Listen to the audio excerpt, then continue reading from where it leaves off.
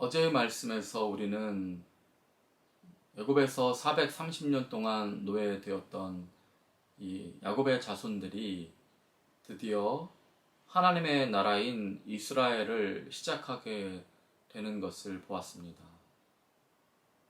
가장 먼저 시간을 세는 법을 달리함으로써 이스라엘이 선포되고 시작되었지요.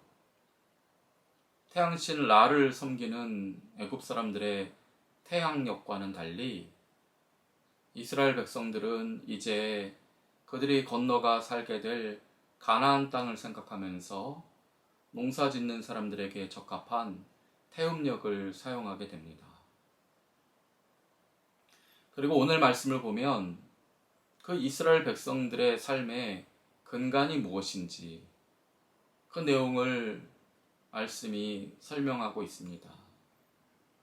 하나님께서는 당시의 이스라엘 백성들은 이해하지 못할 것이지만은 가정마다 어린 양 한 마리를 잡으라고 하십니다. 만약 한 가정에서 어린 양을 다 먹을 수 없다면 이웃을 불러서 함께 먹을 수 있도록 하라고까지 하십니다. 오늘 본문 말씀을 보시게 되면 하나님께서는 이 양을 잡는 방법과 그 내용까지도 소상히 알려주십니다. 삶아 먹거나 그냥 먹어서는 안 되고 반드시 이 불에 구워 먹으라고 하십니다. 먹을 때는 살코기만 먹어서도 안 되고 머리와 다리와 내장까지 다 먹어야 한다라고 말씀하십니다.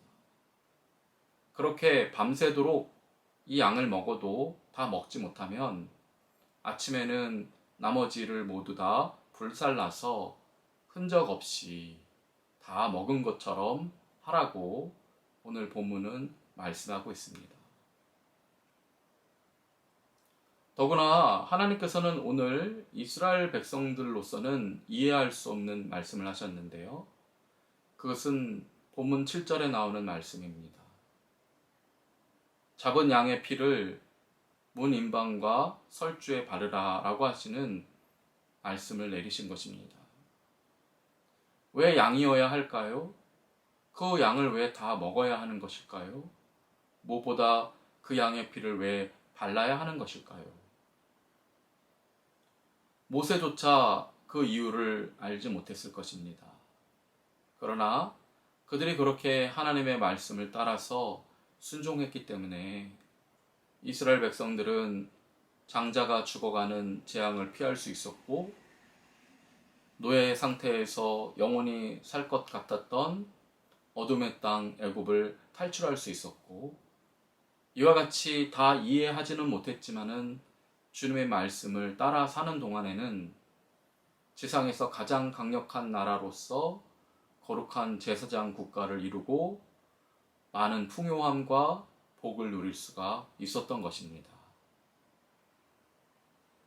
하나님의 백성인 우리는 오늘 본문 말씀을 유일하게 이해할 수 있는 믿음의 백성인 줄을 믿습니다.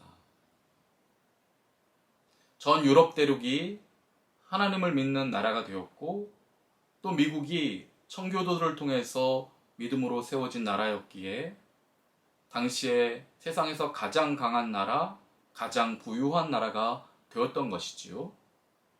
일본은 그 이유를 알지도 못했지만은 하나님의 법으로 만들어진 정치제도, 경제제도, 군사제도를 자기 나라에 접목한 것입니다.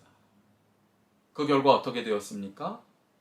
일본은 아시아의 한 변방의 나라가 아니라 오늘날과 같은 위상을 가진 그런 나라로 발전하게 된 것입니다. 이것이 어디 일본만의 일인 줄 아십니까? 저는 개인적으로 우리나라에서 가장 중요한 역사적인 날이 1948년 7월 17일이라고 생각합니다. 왜냐하면 그날 우리나라의 헌법이 공표되고 나라가 시작되었기 때문입니다. 우리나라의 헌법은 매우 기적적인 과정을 거쳐서 시작되었다고 할 수 있습니다.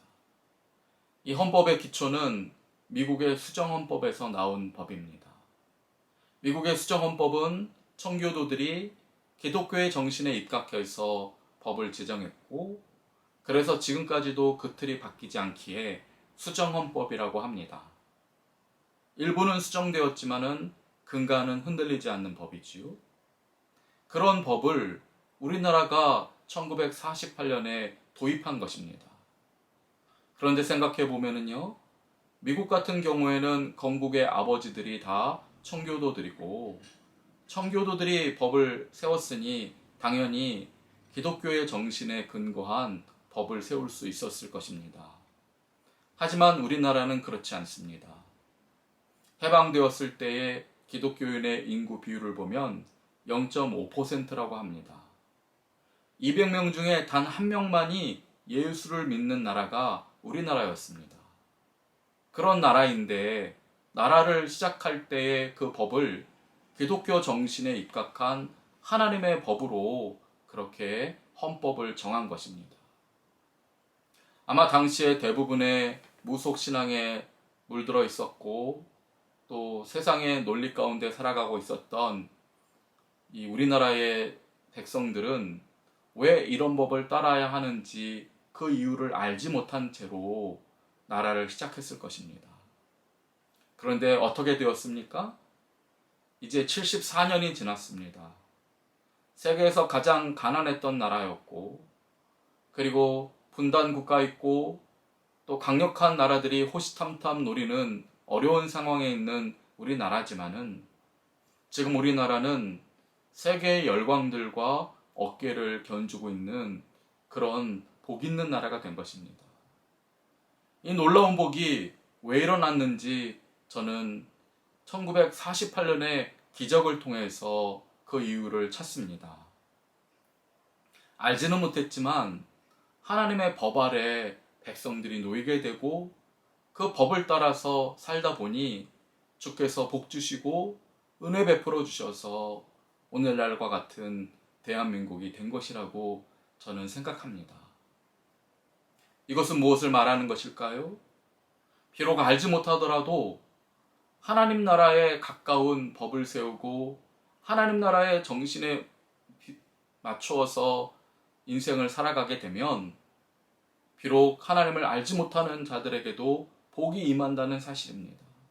그 은혜로 복된 삶을 살 수 있다는 것입니다. 그렇다면 여러분, 우리가 생각해야 할 것이 있습니다. 하나님을 제대로 알지 못하더라도 그 법 아래에 놓인 사람들이 복을 받는다면 우리는 어떤 사람들입니까? 우리는 하나님이 어떤 분이신지를 알고 예수 그리스도가 어떤 분인지를 믿는 유일한 하나님 나라의 제대로 된 백성이 아닙니까? 그러므로 우리야말로 복받는 자들이 되어야 합니다. 세상의 사람들보다 더 뛰어난 인생을 살아가야 하는 것입니다. 인생의 어려움이 닥칠 때에 낭망하고 좌절하지 않고, 그럴수록 주님의 뜻을 붙드는 자는 반드시 승리하게 되어 있습니다. 하나님의 영광을 가리지 않고 더욱 드러내게 되어 있는 것입니다. 무더운 여름입니다. 인생의 문제들은 여러 가지 산적해 있습니다. 세상은 점점 어두워져 가고 있고 주님 오실 날은 가까이 다가오고 있습니다.